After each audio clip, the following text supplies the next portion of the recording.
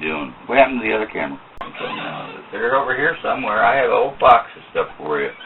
A Pinnacle system, John, Rob? Yeah, I know. Or was that your system?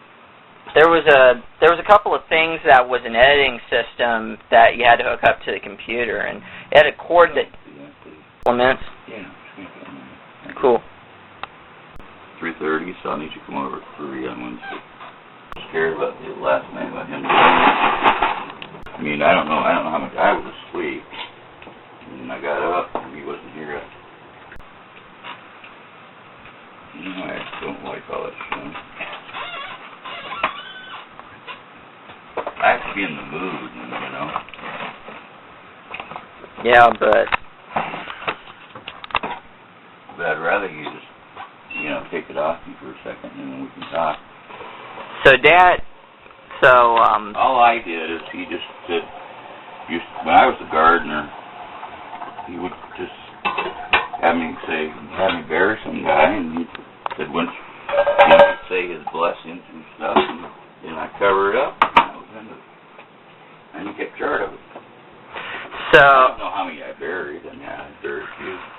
Yeah. And, you know, I don't know if I want to be cremated or not, but I still haven't made up my mind on that. So, right now I don't want to get cremated.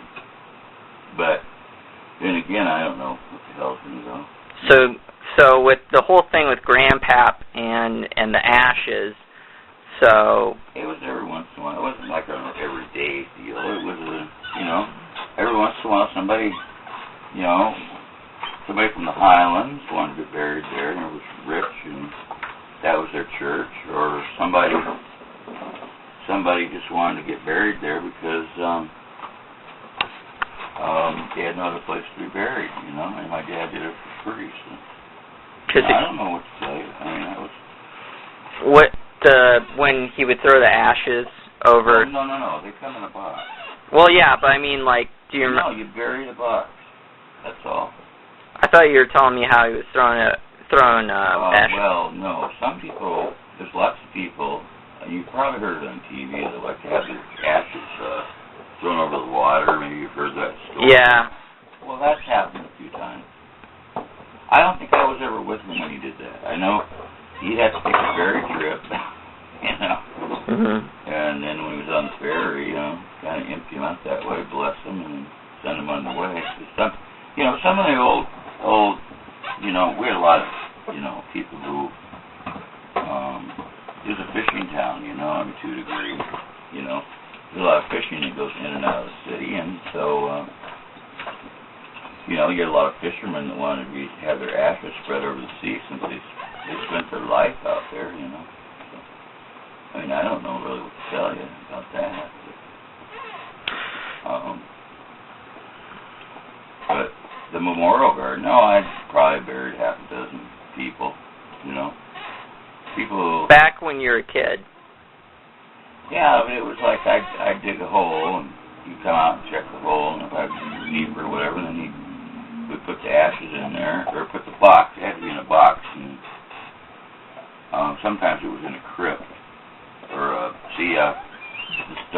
in the cemeteries, the cemetery, state-run cemetery, mm-hmm. or a cemetery, you have to have a metal container to put the ashes in before you bury them.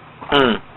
But we didn't have to do that because of, you know, I mean, nobody knew we were burying people there. I mean, it was not to be known, and all of a sudden this guy came in. And I think it was one reason the guy figured he could generate some money. But most of the people that I knew that wanted to be buried, that were buried, that I had buried, didn't want anybody to know who they were. You know, my dad had a sheet of paper with people's names on. Of course, that wasn't good enough for the guy, but I'm sure they didn't get all the ashes up that were down there. Mm-hmm. You know, and what he's done is he's made that memorial garden down there, which, you know, to me looked pretty tacky. Now, when you and your father was an Episcopal priest, you'd go to the grocery store. Yeah, we'd go shopping. But there were some stores that people knew who he was, and there was others they didn't. There were certain stores he went to. He had like 3 or 4 different stores he went to. The one by the church, though. They all thought he was a Roman Catholic priest, so I just I just played along, called him father, which I wasn't lying or anything. You know?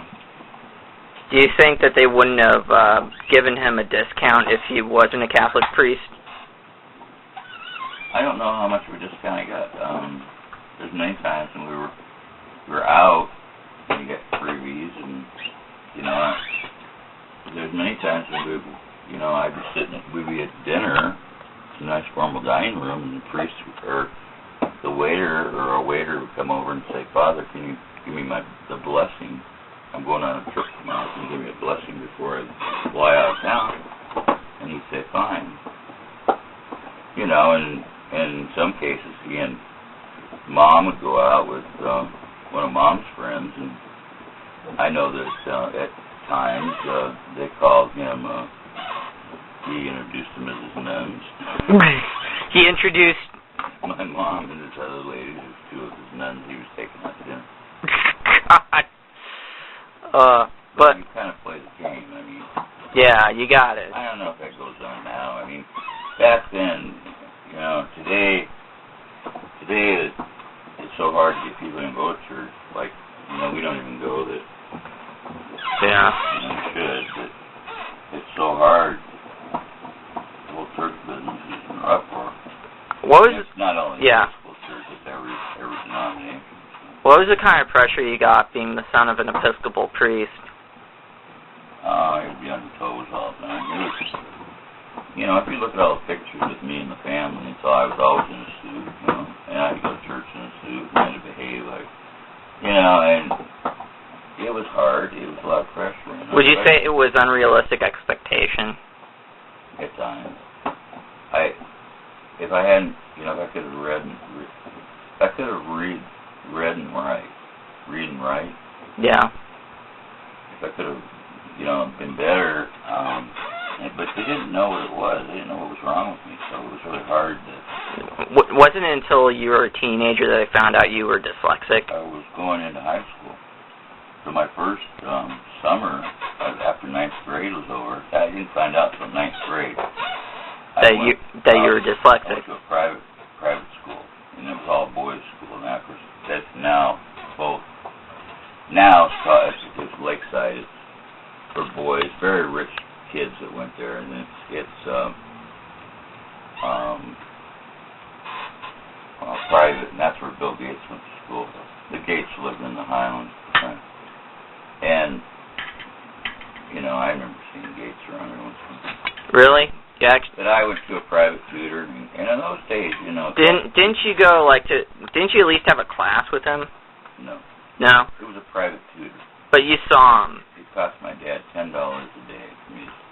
Yeah. Which is a lot back then. Just to private tutor, $10 a day, 5 days a week, for a month. That's a lot of money for a priest. And you know, when I graduated, there's a letter around here somewhere that Mom still pissed that I ever got a copy, your mother, because it said in the letter, it said I'd never do more than be a truck driver.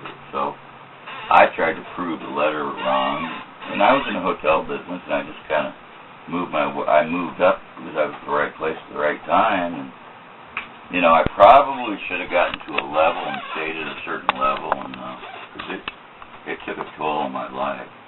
It Probably, did. You know, not only the drinking part of it, but it took a big toll on me.